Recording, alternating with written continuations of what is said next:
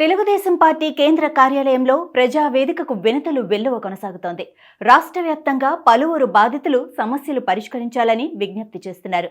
అయితే గ్రీవెన్స్ లో ఎక్కువగా భూముల సంబంధిత సమస్యలపై బాధితులు వస్తున్నారని గన్నవరం ఎమ్మెల్యే యార్లగడ్డ వెంకట్రావు అంటున్నారు.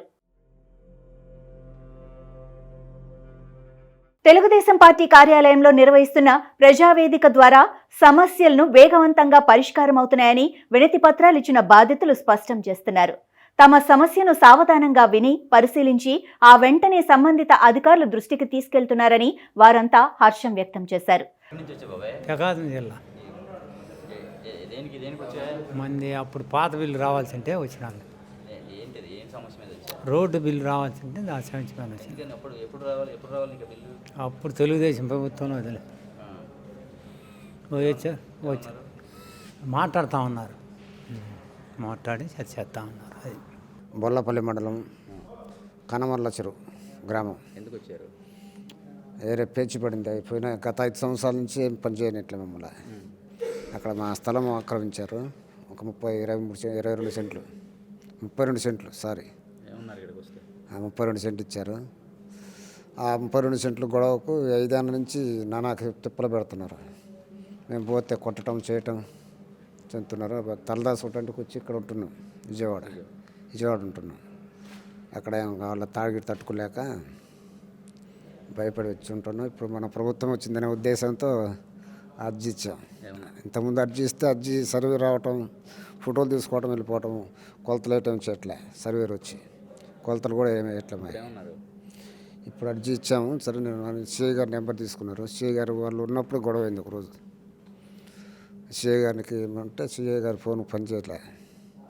సిఐ గారికి చేశాము, వెంకట్రావు గారు చేశారు. కూటమి ప్రభుత్వంలో ప్రజల సమస్యల పరిష్కారానికి గ్రీవెన్స్ ద్వారా చర్యలు తీసుకుంటున్నట్లు ఎమ్మెల్యే యార్లగడ్డ వెంకట్రావు పేర్కొన్నారు. గతంలో జగన్ ప్రభుత్వ నిర్లక్ష్య వైఖరి వల్ల భూమికి సంబంధించిన ఫిర్యాదులు ఎక్కువగా వస్తున్నాయన్నారు. రాష్ట్రంలో అన్ని రంగాల అభివృద్ధికి ముఖ్యమంత్రి చంద్రబాబు కృషి చేస్తున్నారని యార్లగడ్డ స్పష్టం చేశారు. గ్రీవియన్స్లో నేను పాల్గొనడం జరిగింది. ఎక్కువ మంది వచ్చిన అర్జీలన్నీ ల్యాండ్ డిస్ప్యూట్లే వస్తున్నాయి. ఏ జిల్లా వచ్చి, అది కర్నూలు అయినా, కడప అయినా, ఇంకో జిల్లా అయినా. గత ప్రభుత్వం రెవెన్యూ రికార్డులను ట్యాంపర్ చేసింది అనేది ముమ్మాటికి నిజం. అది ఎంఆర్ఓలు కానీ, ఆర్డీఓలు కానీ, సంబంధిత అధికారిని 22లో ఏ పెట్టారని, ప్రొహిబిషన్లో పెట్టారని, ఎక్కువ మంది 80% సమస్యలు రెవెన్యూ గురించే వచ్చిన పరిస్థితి. ఈరోజు ఈ ప్రభుత్వం చిత్తశుద్ధితో ఉంది. ల్యాండ్ మైనింగ్ యాక్ట్ ఎలా అయితే పెట్టిందో ప్రభుత్వం, అలాగే రాబోయే కాలంలో ఈ మా ప్రభుత్వం మంచి ప్రభుత్వం.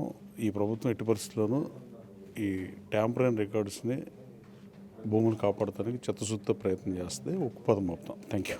6 నెలలు అవుతుంది గవర్నమెంట్ వచ్చేసి.